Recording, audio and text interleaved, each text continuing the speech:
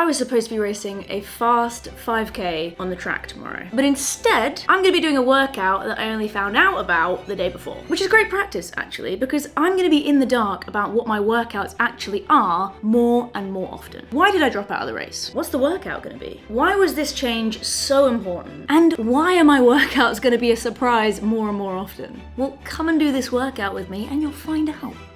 So my plan was to kickstart my track season with the London 5,000 meters, which is happening tomorrow night. I was entered into the race, I'd put down my prediction time, I'd seen the start list, and I was really excited to race on the track for the first time this year and to race for the first time since the London Marathon in April. But sadly, I am not ready to rip 12.5 laps of the track quite yet. What you find in running, and especially at the elite level, is you have to make decisions that take you quite close to the wire. And being flexible and adaptable both in your training plan, and your racing and racing plans is not easy. It's something I used to find really hard, and I still do find it hard, but it is so important for so many reasons, and I'm gonna get into that a little bit more later on. Ultimately, I decided alongside my coach that doing this race wasn't the right thing for me and where I'm at right now. But on the whole, I am still healthy, I'm fit, I can run, and I can work out. We just sometimes have to tweak things a little bit. And with dropping out of this race quite last minute, I spoke to my coach last night to find out what my workout would be instead.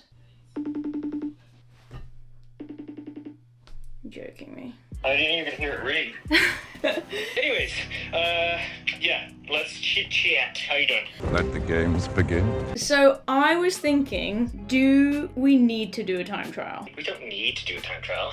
If I was feeling in like a really good place with my body, the frustration of not doing the race would be higher, and therefore I'd be maybe more motivated to like just go all in on a 5K time trial. But just with where like my glute was kind of hurting on Tuesday, I felt like shit on Wednesday morning. I felt better today, but I'm just wondering if it's like just more sensible to do a workout with maybe like a faster, harder element in it, but not like all the way the other side of trying to do like a race kind of simulation type thing. Yeah, I'm fine with either.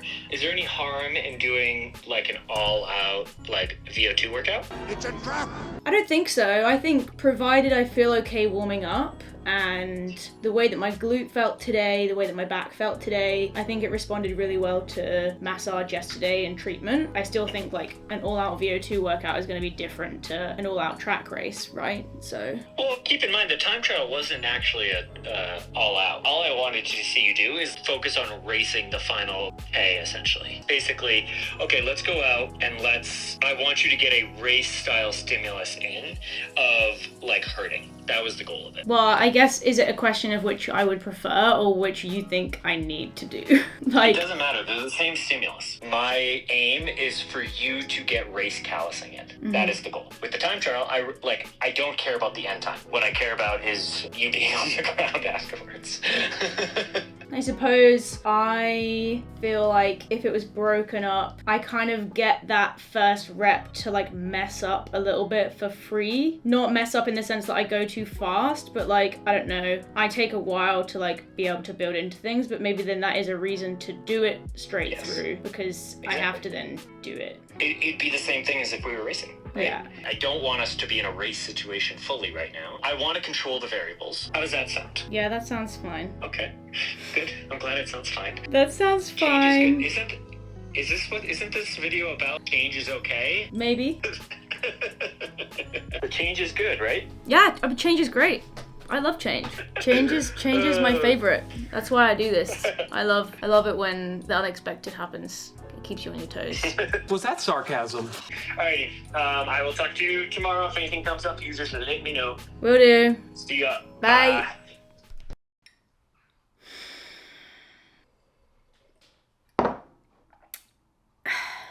I'm doing a time trial today. I think one of the hardest things about having that chopping and changing and flexibility and adaptability in your training is, for me anyway, I like to wrap my head around the session I've got, especially if it's a particularly hard session, like a time trial, that is designed to, and I quote, have me on the floor at the end. That's kind of scary, but I suppose it is the next best thing. I would have liked to be preparing to be racing on the track tonight. I can't, I'm not, but I can run in a straight line pretty fast and pick it up at the end. I suppose that's a good thing. I'm gonna reread over the message from John that he sent me after the phone call just to lock in on what I'm doing. And why is my cat trying to get in the cupboard? Utrecht. Great. Thanks, dude. I hope you're proud of yourself.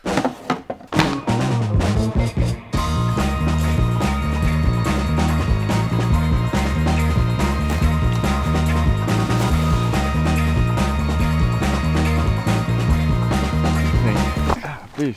Stop filming me. This strange man is following me with a camera. You're just here to make fun of me. How would you like it? How would you like it if I just said, you just got to go and run as fast as you can? Yeah. Maybe you would say, I get to do this. I don't have to do it. And that, you know what? That would be a good point. God damn it. Thoughts, feelings? Time of my life, nothing better. Live, laugh, love. Live, laugh, love.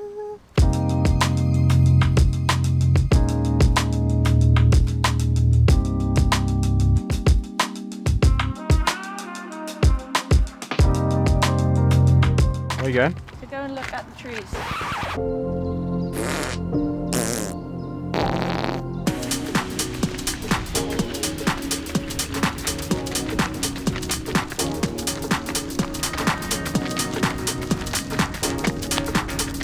My training right now is the most flexible it's ever been. Workouts often have volume and pace ranges rather than being black and white and one set of strict paces and distances, and weekly mileage is also flexible. For example, this week I'm set 80 to 90 miles in total. How I distribute that is pretty much as I like across my week, and that helps me so much as an athlete because it means I can make decisions in the moment. Of course, I set out my week and I plan where I'm going to do my runs, but if I decide, for example, on Wednesday, I want to get 13 miles done, but when I get there, I don't feel super recovered from the session the day before, or I haven't had a great night's sleep, I could just do 8 miles, or I could swap my rest day around. I have that freedom.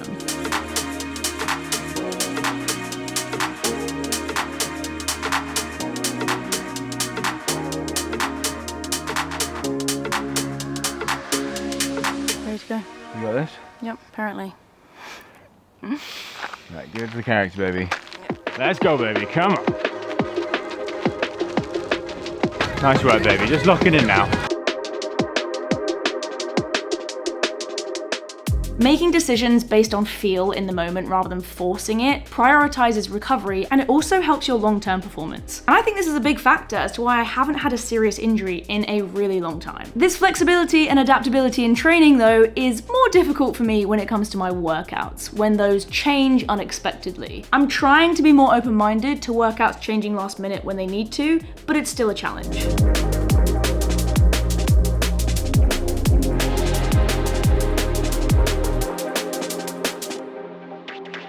We're rolling now.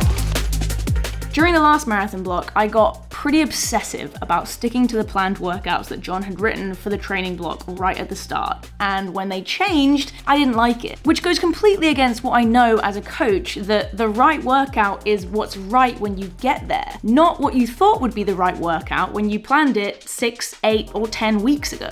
Because you just don't know what the context is going to be in the future, and if you change the workout, it's the right workout because of what's changed. So for my next marathon block, John is not going to give me the full plan of workouts. I have fully lost that privilege by being so obsessive about sticking to the plan. That means I'm going to find out what those workouts are right before I do them. I'm not going to find that easy and it's going to be uncomfortable, but that's normally a sign that it's something I need to do. It's kind of the same as the physical training. If there's a stimulus that you find difficult and want to avoid, that's probably the stimulus that you need to work on the most. Hopefully I'll be able to show you this flexibility and me finding out my workouts kind of as they happen when I start this next marathon block. And I'm going to be here doing my best to take it all in my stride. Because when something's unexpected, it doesn't mean that it's bad. I just have to train myself to be more positive in reacting to the unexpected thing. And if I can do that in training, hopefully it'll help me be better at doing that in races as well. Because you never know what's going to happen when you get out there and you race as hard as you can. So let's lean into it. In fact,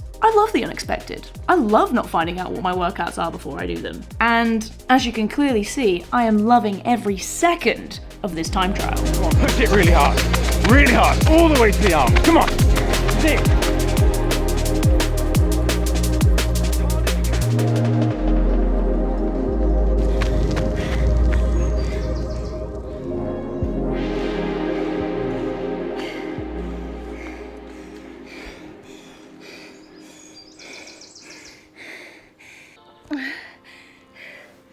I never want to do that again.